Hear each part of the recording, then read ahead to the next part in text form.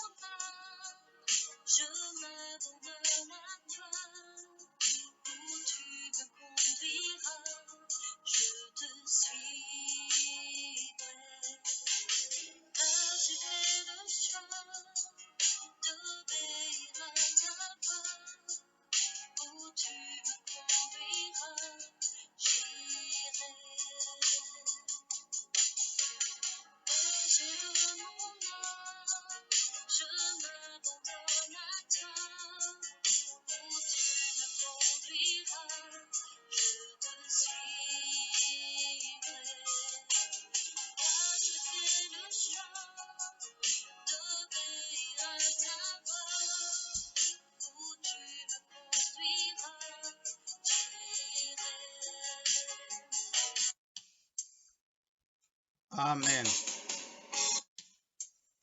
Merci Seigneur pour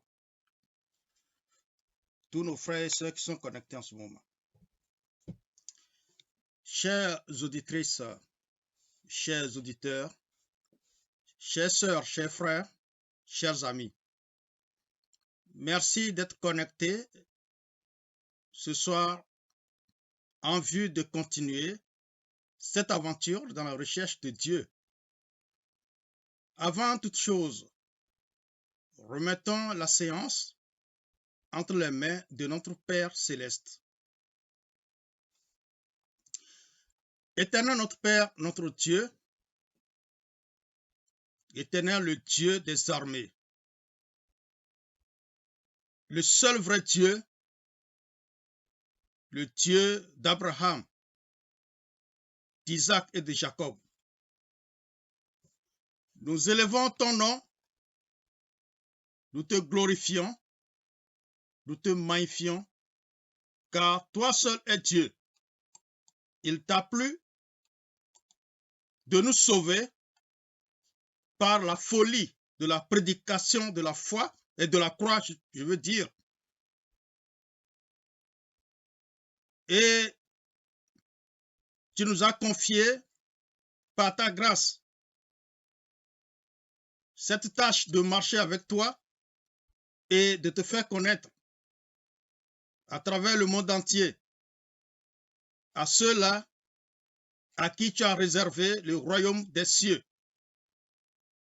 Et c'est cette bonne nouvelle que nous apportons à travers ces canaux de communication. Nous ne pouvons pas le faire avec notre propre force, notre propre intelligence, la chair et le sang.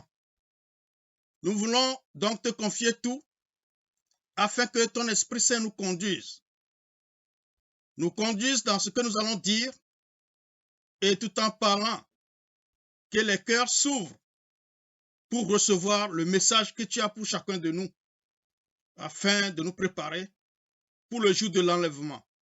Car c'est notre objectif, c'est être prêt pour être enlevé quand Jésus va revenir. Car nous sommes persuadés qu'il reviendra au moment où nous serons encore vivants sur terre. Merci pour ce grand amour. Prends donc contrôle de toutes choses et dirige-nous jusqu'à la fin au nom de Jésus. Amen.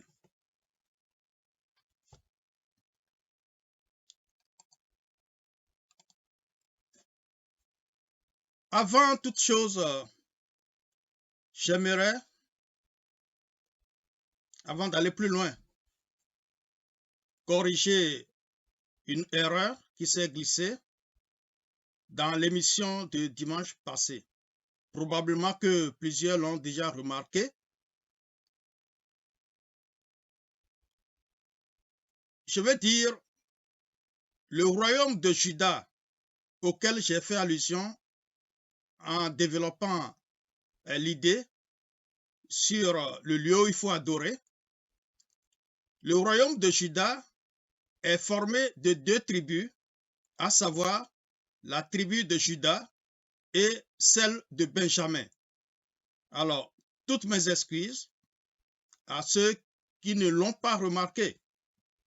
C'est très important que nous puissions présenter les choses telles que la Bible l'expose.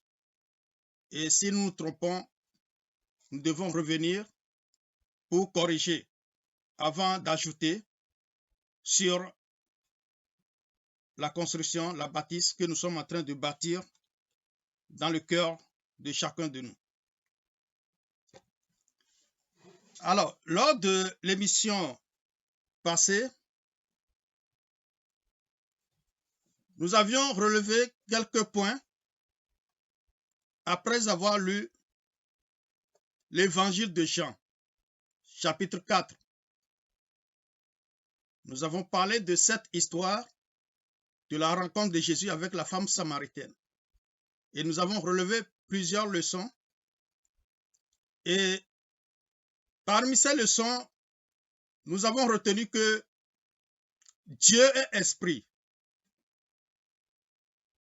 Dieu n'est pas physique, n'est pas charnel pour que nous puissions le voir. Dieu n'est pas visible.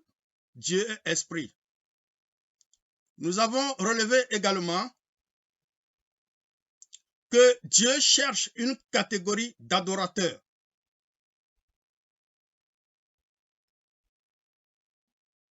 Dieu, le Tout-Puissant qui a créé toutes choses,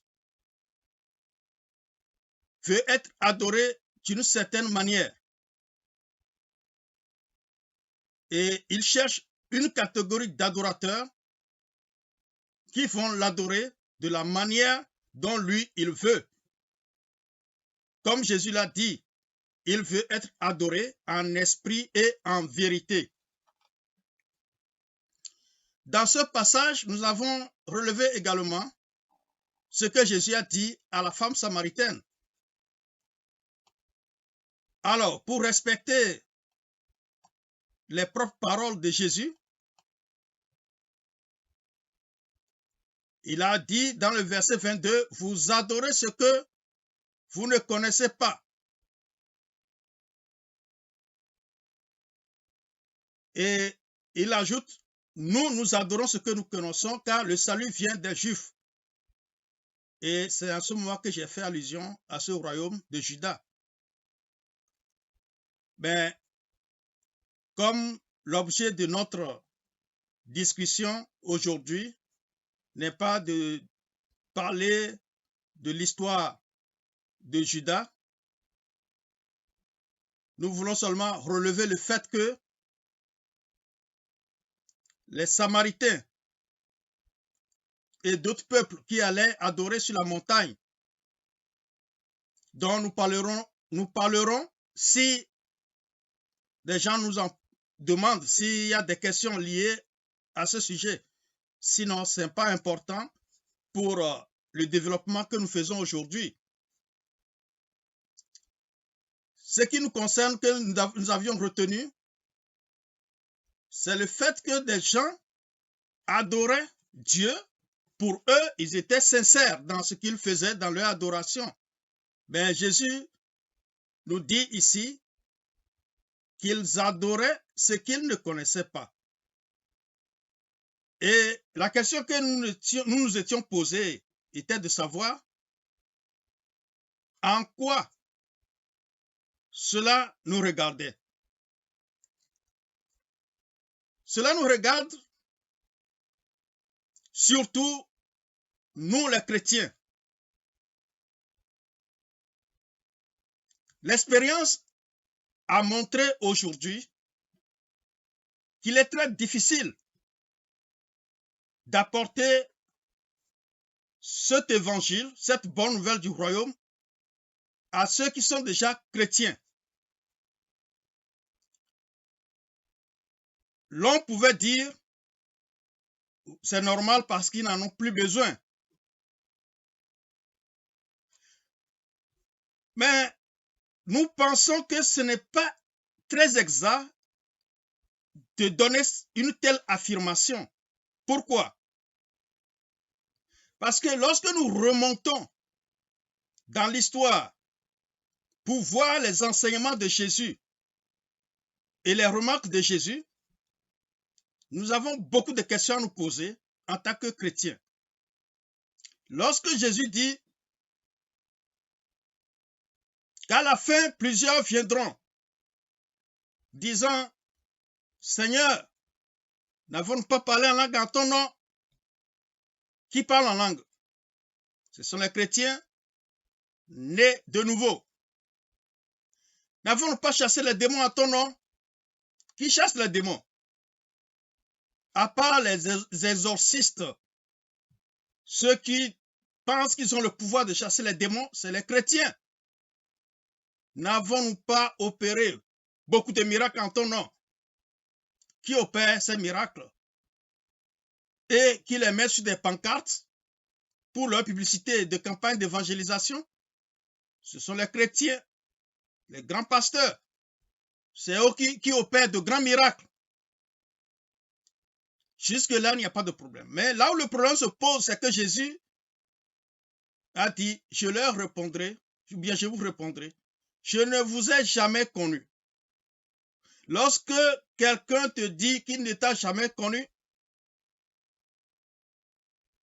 ça veut dire que depuis le commencement où tu as commencé à penser que tu es chrétien, tu es né de nouveau, tu as reçu le Saint-Esprit, tu pries, tu jeûnes, et tu as la puissance du Saint-Esprit pour opérer ces choses. Jésus dit qu'il ne t'a pas connu. Jusqu'à la fin de tes jours, il ne t'a pas connu. Donc, jamais veut dire il ne t'a jamais connu. Ça veut dire que tout ce que tu faisais, Jésus n'était pas dedans. Alors, ça appelle la réflexion. Ça doit nous interpeller. Ça devient sérieux. Ailleurs, Jésus dit, plusieurs des premiers seront les derniers et les derniers seront les premiers. Dans le contexte du salut, qui sont les premiers? N'est-ce pas les chrétiens? Et surtout les chrétiens nés de nouveau? Qu'est-ce qui va se passer pour que les chrétiens nés de nouveau soient les derniers? Du moins, plusieurs soient parmi eux les derniers. Qu'est-ce que le Seigneur veut nous dire?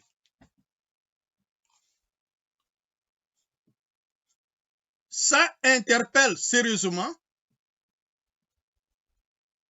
et nous ne devons pas prendre ces remarques à la légère. D'autant plus qu'ailleurs, Jésus a raconté une autre histoire. Et dans cette histoire, Jésus parle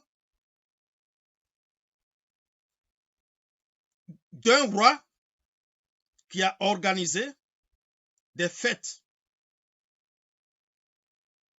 à son enfant, au prince. Il a invité des gens et ces personnes ont décliné cette invitation en donnant diverses raisons.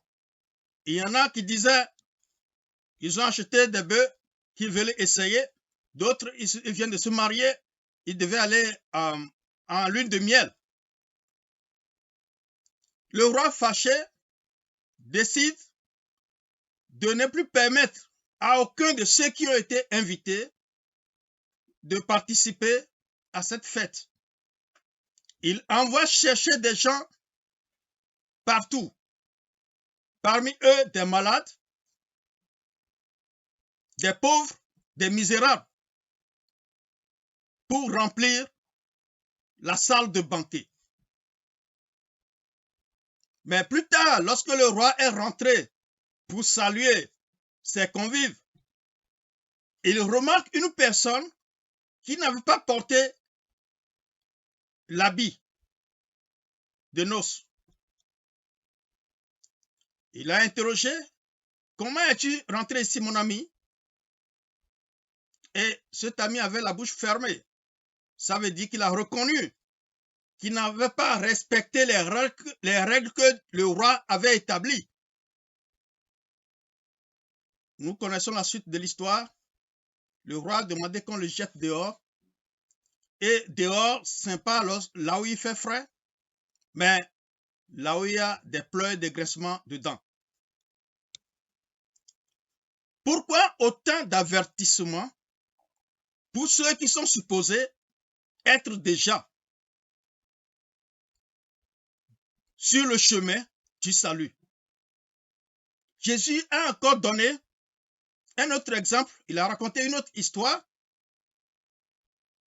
d'un autre roi ou grand ou riche propriétaire qui avait embauché des ouvriers. Il a embauché le matin, il a embauché à midi, il a embauché l'après-midi, il a embauché à 17 h. Il sort, il voit encore des gens oisifs. Il leur demande, et vous, pourquoi n'allez-vous pas travailler? À eux de répondre, car personne ne nous a embauchés. Le roi leur dit, allez dans mon champ, ou bien le riche lui dit, allez dans mon champ, travaillez vous aussi. Et à 17 h 30, il arrête le travail. Et il a commencé à payer. Il commence à payer, mais il paie en commençant par les derniers qui ont théoriquement déployé moins d'efforts. Et il leur remettait le même montant sur lequel il s'était entendu avec les premiers qui ont commencé depuis le matin. Et ceux-ci, en voyant cela, se disaient dans leur cœur, ce monsieur est trop bon. S'il a donné ce montant, le montant du matin, à ceux qui n'ont rien fait du tout, c'est qu'il nous donnera 10 fois ce montant. Et c'est ce qu'ils se disaient. Mais arrivé à leur niveau, non seulement on les a servis les derniers, mais on leur remettait le même montant. Alors, ils étaient fâchés. Le riche leur répondit, n'ai-je pas le droit de faire de mon argent ce que j'ai envie de faire? Nous nous sommes entendus sur tel montant. Je vous remets le montant sur lequel nous nous sommes entendus. Prenez votre argent et taisez-vous. Jésus, dans cette histoire, n'a pas dit que cet homme était méchant, que cet homme était injuste. Rien de tout cela. Alors, à nous de réfléchir, de nous demander, qu'est-ce qui peut se passer pour qu'une personne se comporte de cette manière et cette personne n'a pas été critiquée par Jésus le juste? Ça veut dire, si nous pouvons réfléchir ou extrapoler, que soit ceux qui ont commencé le matin ont travaillé, mais ils n'ont rien fait du tout. Ils ont perdu leur temps et l'objectif n'était pas atteint. Ou alors, ceux qui ont été embauchés à la dernière minute ont trouvé la solution, ont touché du doigt ce que cet homme voulait. Ils ont fait exactement ce que cet homme voulait. Ils ont été vraiment satisfaits. Dans l'un comme dans l'autre cas, nous voyons que tous ces exemples mettent en garde les premiers. C'est la raison pour laquelle nous devons faire vraiment attention. Et lorsque nous avons commencé à parler de cet évangile, de cette bonne nouvelle du royaume, les premières personnes assis opposées sont les chrétiens. C'est à croire que tous les avertissements que le Seigneur a donnés dans la Bible n'ont servi à rien, car le chrétien né de nouveau est trop orgueilleux, est trop autosuffisant et croit qu'il est déjà au ciel parce qu'il mène une certaine vie, parce qu'il croit qu'il est juste ou bien qu'il y a des péchés qu'il ne commet pas, parce qu'il n'est pas comme les autres.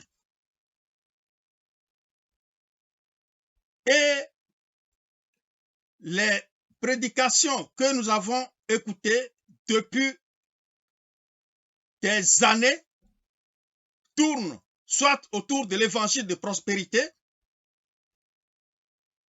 et lorsque les gens sont critiqués, d'autres vont carrément de l'autre côté, ils prêchent une sanctification qui n'existe nulle part.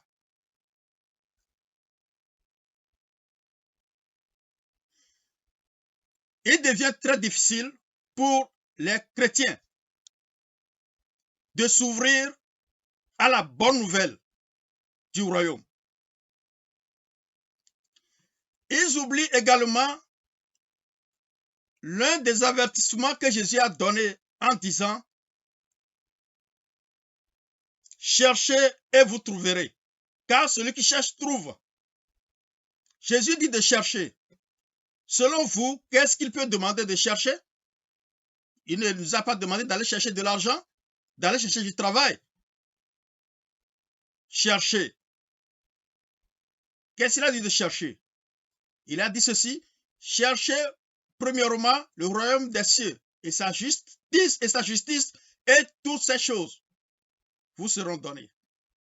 Donc, vous n'avez pas besoin de courir derrière certaines choses. Tout ce qu'il faut chercher, c'est le royaume des cieux et sa justice. Maintenant, pour conclure cette inquiétude sur les chrétiens, Jésus a raconté une autre histoire dans Luc chapitre 15. Un autre riche qui avait 2 fils. L'un des enfants lui dit, « Mon père, moi, je ne vais pas attendre que tu meures avant de rentrer dans mes droits. Je veux que tu me donnes tout de suite la part d'héritage qui me revient. » Le père n'a pas résisté, il n'a pas refusé. Il lui a tout donné. Le jeune homme vend tout et part en aventure.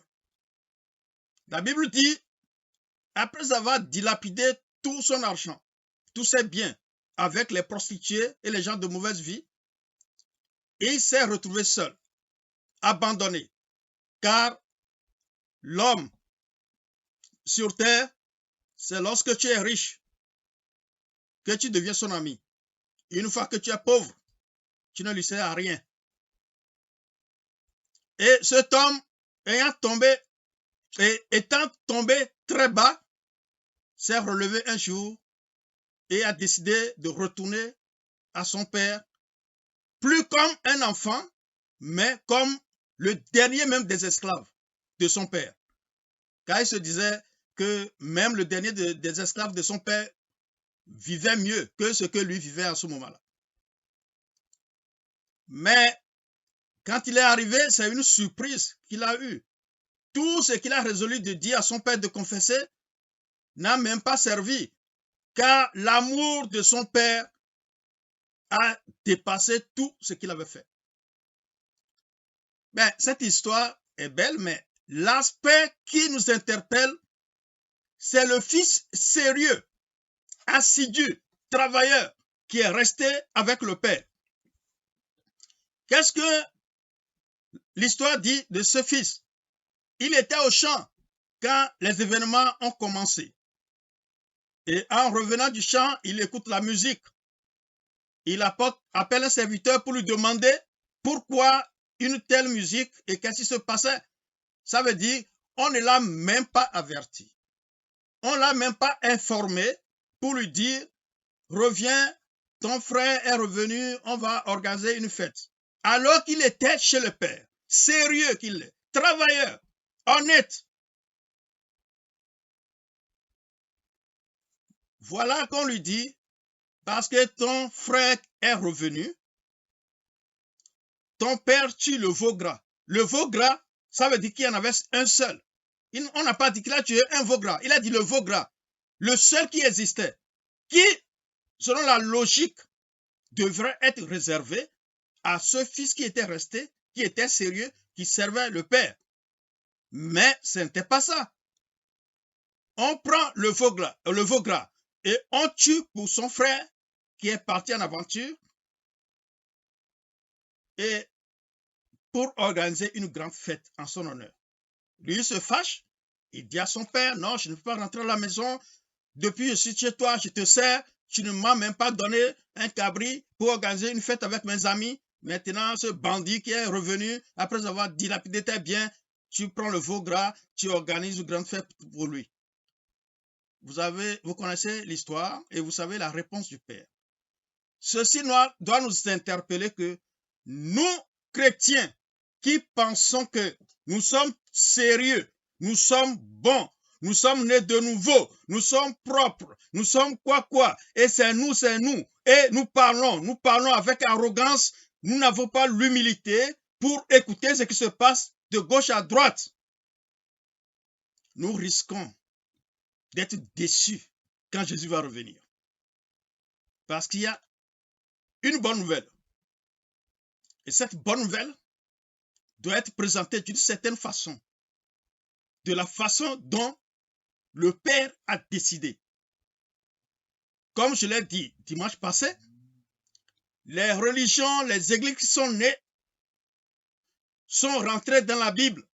Chacun prend une partie, il développe sa doctrine, il fait tout pour embrigader ses membres, pour que ces membres deviennent ses propriétés, ces propriétés qu'il va utiliser à sa guise. Et c'est dans ça que nous avons évolué et nous sommes fiers que nous sommes des chrétiens nés de nouveau. Nous avons pris du temps pour avertir ceux qui se disent déjà chrétiens, ceux qui se disent déjà nés de nouveau et qui sont sûrs de leur salut. Nous avons pris du temps de les avertir. Si vous estimez que ce n'est pas un risque de jauger votre foi, de confronter votre foi, de peser votre foi à la lumière d'autres développements, venez écouter cette émission et vous verrez s'il n'y a rien que vous avez oublié. C'est très important. La connaissance ne sert à rien. Parce que si la connaissance servait, ce n'est pas à des pécheurs que Jésus allait confier la tâche de cet évangile-là.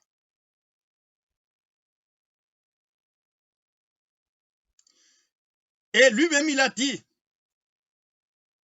dans Luc 10, Père, Créateur du ciel et de la terre, je te loue de ce que tu as caché ces choses aux sages et aux intelligents et de ce que tu les as révélées aux petits-enfants. Nous l'avons lu, j'en avais fait allusion dimanche passé, je reviens là-dessus pour compléter ce que nous avons dit aujourd'hui. Pour avertir ceux qui sont déjà chrétiens, car le comportement des chrétiens aujourd'hui vis-à-vis de l'évangile du royaume est exactement comme le comportement des Juifs au temps de Jésus. Les pharisiens, les scribes, qui avaient la connaissance livresque, intellectuelle de Dieu, c'est eux qui ont rejeté Jésus. Et c'est parmi eux qu'on découvre de l'hypocrisie. L'hypocrisie, pourquoi? En réalité, la loi est bonne. La loi est vraie. On ne peut pas enlever un iota de la loi. Mais personne né de femme et d'homme n'est capable de respecter la loi et de se justifier par cette loi. Nous allons tourner en rond avec les Écritures. Si la Bible, la connaissance de la Bible était si facile, personne ne serait perdu. Personne n'irait en affaire. C'est justement parce que la connaissance de la Bible n'a rien à voir avec l'intellect que plusieurs seront perdus car c'est ce que la Bible dit.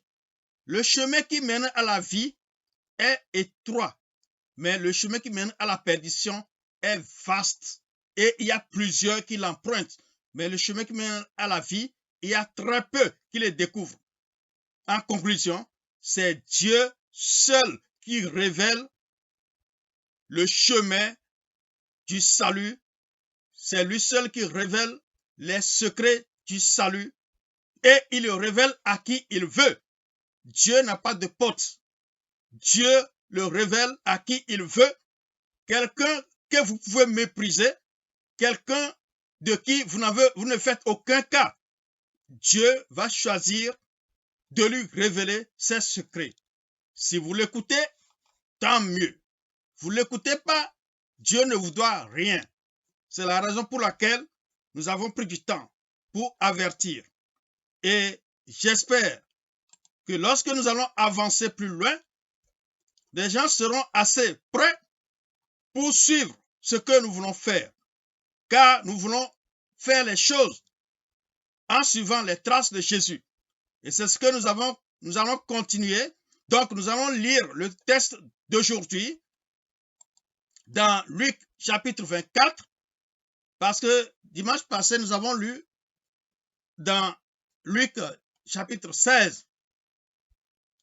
Et dans ce chapitre, nous avions parlé de l'histoire du riche et de Lazare, le pauvre, le misérable, celui dont un des serviteurs, un pasteur a dit un jour que le fait de n'avoir pas bénéficié de ce riche-là, le fait de n'avoir pas profité de sa proximité avec le riche pour se faire un nom, pour devenir riche lui-même, est une maladie. Mais celui qui a raconté cette histoire s'appelle Jésus-Christ de Nazareth, qui est venu nous sauver. Il a raconté cette histoire, il lui a donné un sens pour un but. Il n'a pas donné comme un débat, une discussion philosophique pour que chaque homme de Dieu lui donne le sens qu'il veut. C'est lui, Jésus, qui a dit, ces deux personnes se sont retrouvées à de différents endroits à la fin de leur jour. Et nous avions dit également que Abraham a répondu à ce riche en disant que là où lui s'est retrouvé, où il y avait la flamme de feu qui le tourmentait cruellement, et là où Lazare s'est retrouvé dans son bonheur, il y avait un grand trou entre ces deux lieux que personne ne pouvait passer d'un côté à l'autre, vice-versa, et que lorsque tu te retrouves d'un côté, c'est fini, ton sort était scellé. Et que même si Lazare ressuscitait des morts, le miracle qui se produisait en ce moment-là n'allait servir à rien, ça ne pourrait pas aider les autres à être convaincus.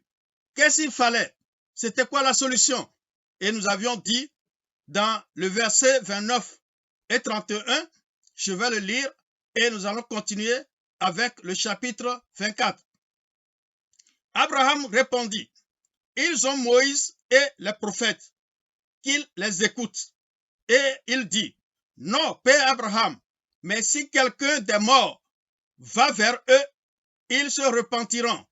Et Abraham lui dit, s'ils n'écoutent pas Moïse et les prophètes, ils ne se laisseront pas persuader quand même quelqu'un des morts ressusciterait.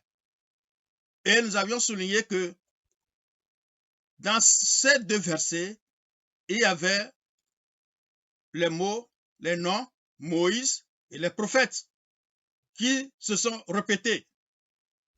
D'abord dans le verset 29, ensuite dans le verset 31. Maintenant, nous continuons notre lecture avec Luc chapitre 24. Le premier jour de la semaine, elles se rendirent au sépulcre de grand matin, portant les aromates qu'elles avaient préparés. Elles trouvèrent que la pierre avait été roulée de devant le sépulcre. Et étant entrées, elle ne trouvait pas le corps du Seigneur Jésus. Comme elle ne savait que penser de cela, voici deux hommes leur apparurent en habits resplendissants. Saisies de frayeur, elles baissèrent le visage contre terre. Elles baissaient le visage contre terre. Mais il leur dit, « Pourquoi cherchez-vous parmi les morts celui qui est vivant? Il n'est point ici, mais il est ressuscité. Souvenez-vous de quelle manière il vous a parlé lorsqu'il était encore en Galilée et qu'il disait, il faut que le Fils de l'homme soit livré entre les mains des pécheurs, qu'il soit crucifié et qu'il ressuscite le troisième jour. » Et elle se souvint des paroles de Jésus. À leur retour du sépulcre, elles annoncèrent toutes ces choses aux 11 et à tous les autres. Celles qui dirent ces choses aux apôtres étaient Marie de Magdala, Jeanne, Marie, mère de Jacques, et les autres qui étaient avec elle. Ils tinrent ce discours pour des rêveries et ils ne crurent pas ces femmes. Mais Pierre se leva et courut au sépulcre. S'étant baissé, il ne vit que les linges qui étaient à terre. Puis il s'en alla chez lui dans l'étonnement de ce qui était arrivé. Et voici, ce même jour, deux disciples allaient à un village nommé Emmaüs, éloigné de Jérusalem de 60 stades, et ils s'entretenaient de tout ce qui s'était passé. Pendant qu'ils parlaient et discutaient, Jésus s'approcha et fit route avec eux. Mais leurs yeux étaient empêchés de le reconnaître. Il leur dit, « De quoi vous entretenez-vous en marchant pour que vous soyez tout tristes? » L'un d'eux, nommé Cléopas, lui répondit, « Es-tu le seul qui, séjournant à Jérusalem, ne sache pas ce qui y est arrivé ces jours-ci? » Quoi? Leur dit-il.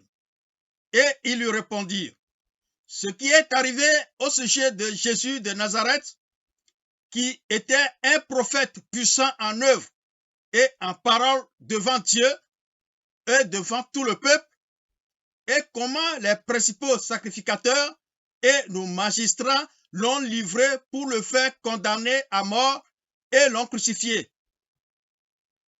Nous espérions que ce serait lui qui délivrerait Israël. Mais avec tout cela, voici le troisième jour que ces choses se sont passées. Il est vrai que quelques femmes d'entre nous nous ont fort étonnés. S'étant rendues de grand matin au sépulcre et n'ayant pas trouvé son corps, elles sont venues dire que des anges leur sont apparus et ont annoncé qu'il est vivant. Quelques-uns de ceux qui étaient avec nous sont allés au sépulcre et ils ont trouvé les choses comme les femmes l'avaient dit. Mais lui, ils ne l'ont point vu. Alors Jésus leur dit, « Ô homme sans intelligence et dont le cœur est lent à croire tout ce qu'ont dit les prophètes, ne fallait-il pas que le Christ souffrit ces choses et qu'il entrât dans sa gloire? Et commençant par Moïse et par tous les prophètes, il leur expliqua dans toutes les Écritures ce qui le concernait. » Donc nous voyons, ça c'est le verset 27. Nous voyons réapparaître Moïse et les prophètes. Verset 28. Lorsqu'il fut près du village où ils allaient, il parut vouloir aller plus loin. Mais ils le pressèrent en disant, « Reste avec nous, car le soir approche, le jour est sur son déclin. » Et il entra pour rester avec eux. Pendant qu'il était à table avec eux, il prit de pain, et après avoir rendu grâce, il le rompit et le leur donna. Alors leurs yeux s'ouvrirent et ils le reconnurent. Mais il disparut devant eux. Verset 32. Et ils se dirent l'un à l'autre, notre cœur ne brûlait-il pas au-dedans de nous lorsqu'il nous parlait en chemin et nous expliquait les Écritures? Se levant à l'heure même, ils retournèrent à Jérusalem et ils trouvèrent les 11 et ceux qui étaient avec eux assemblés et disant, le Seigneur est réellement ressuscité et il est apparu à Simon. Et ils racontèrent ce qui leur était arrivé en chemin et comment il avait reconnu au moment où il rompit le pain. Chers frères et sœurs, nous allons continuer la lecture dimanche prochain si le Seigneur ne revenait pas. Et je souhaite qu'il ne revienne pas au cours de cette semaine pour que une multitude de personnes puissent écouter l'évangile du royaume, la bonne nouvelle du royaume, car c'est très important. Aujourd'hui encore, là où nous nous arrêtons, on a parlé de Moïse et les prophètes. Donc, c'est la troisième fois que nous parlons de Moïse et les prophètes. Et nous allons continuer encore dimanche prochain, si le Seigneur le veut. Et nous verrons encore qui a parlé de Moïse et les prophètes et de quelle manière. Pour que nous comprenions où le Seigneur nous amène. C'est très important. Moïse et les prophètes. C'est le mot. C'est la clé. Nous ferons tout possible, par la grâce de Dieu, de tenir dans ce canevas tracé par le Seigneur qui a raconté toutes ces histoires et dont on raconte l'histoire aujourd'hui. Moïse et les prophètes. C'est très important que nous le retenions, car il y a beaucoup de choses que nous allons apprendre de Moïse et les prophètes, et apparemment ces choses sont importantes et urgentes pour nous, pour comprendre le salut. Nous allons comprendre le salut par la grâce de Dieu. Donc, nous allons nous arrêter ici. Nous allons nous préparer pour continuer dimanche prochain, si le Seigneur ne revenait pas. Nous allons le remercier pour aujourd'hui et nous donner rendez-vous sur dimanche prochain. Éternel notre Père, notre Dieu, en dehors de toi, il n'y a point de Dieu. Merci pour ce que tu nous as permis d'apprendre sur toi aujourd'hui. Et je prie pour mon frère et ma soeur pour que la parole puisse trouver de la place dans son cœur. Sois béni et que toute la gloire te soit rendue pour tout ce que tu fais dans notre vie. Au nom de Jésus. Amen.